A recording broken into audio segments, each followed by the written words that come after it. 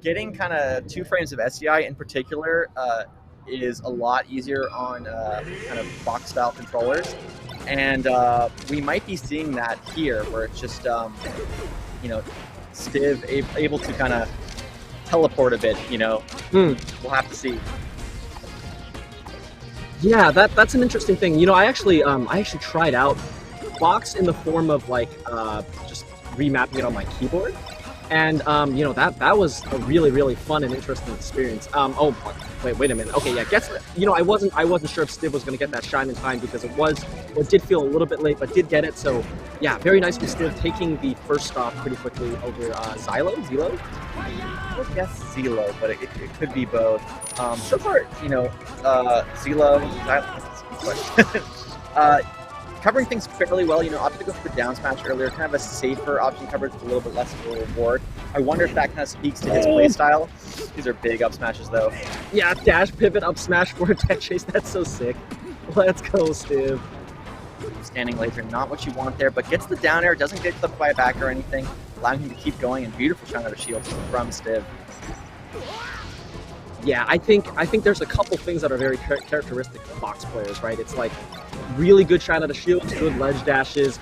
Okay, let's see really quick. Okay, so no edge guard there. The last thing that I was going to point out is actually really like dash instant nairs. I feel like I see from box players a lot. I just play Zuppy, and Zuppy used that approach a lot. Hax does that a lot as well. So very different style. Yeah. No, you're completely right. That kind of ability to get, it's all like, as someone who's kind of tried both, you really get a feeling for like I think it's so easy to frame the box or whatever as just like superior, right? Like, oh man, they're at a huge advantage, and a GameCube controller, it sucks by comparison. But there are a lot of things that are a lot harder. Like, for example, DI with the box, really tricky. You have to be hitting those modifier buttons. You have to know like very specific angles. Obviously, it can be a bit more intuitive if you're doing something like a Firefox angle, which does take its own kind of learning. But there's this like wall that you kind of have to break over to sort of know, like, I need to be holding this very subtle direction. That's super easy to do with a GameCube controller. Right. And we even saw that difficulty. I mean, Stiv lost his first stock to like a missed angle. So it does happen, even if you have quite a bit of experience on the box. But that said, even game right now, man, these guys are so close. It's just been so back and forth. Let's see, platform tech chase, no. Don't love the roll in there from Stiv, but it doesn't cost him too much. Just kind of a bit of a bad habit. Ooh, this could be big. Doesn't go for the shine though. Back air not going to give him as much as he is able to tech it. Shine of shield. There you go again. Kind of characteristic of the box players. Yeah, Zilo has to be really careful when approaching Stiv's shield, and nice. Okay, down smash. Yeah, I think. Oh, recovery again. That's 2 stocks lost. It's a missed up B. Yeah. I do wonder, like, how long has Stiv been playing on a box? Is there still some growing pains there? Because I think there's some things you get very quickly, and then some things it's like there's a huge wall you need to overcome in terms of muscle memory. Like you still just kind of don't have it. You need to protect there or shield. Okay. No, I mean, I definitely agree, and we're kind of seeing it, at least in this match. Like, it's possible that Stiv hits all of these angles and just like the normal uppy things and recoveries and whatever in friendlies, but in tournament, you can feel the pressure, and it can be like the easy things can be a little bit hard. So, all missing the shine right there. That's a very precise grab to ledge there. Like that back air looked like it was going to hit, but Zilo having a second kind of chance at life, and now evening up pretty much. Yeah, lucky for him there. Oh, but okay, yeah, that every Falco player's been hit by that back air when you double jump into it at the edge. So, and man, I'm just like taking the Falco perspective here, and just dealing with like those perfect shine out of shields is just so annoying, because as Falco, what that means is that you have to have super late aerial approaches, right? But then it's like, if you're committing to doing super late aerials, and if the Fox actually just throws out a nair in advance, then you're just like a sitting duck, because you have nothing to protect you. So it just actually makes it so much harder, and so much more to think about.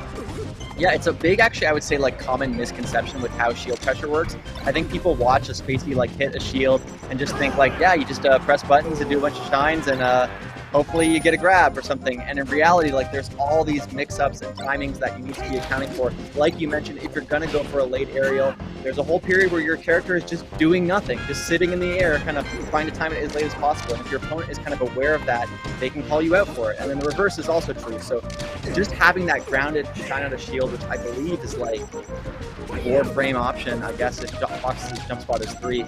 That's very, very fast in the shield. One of the fastest options in the game. So yeah, really rough to deal with.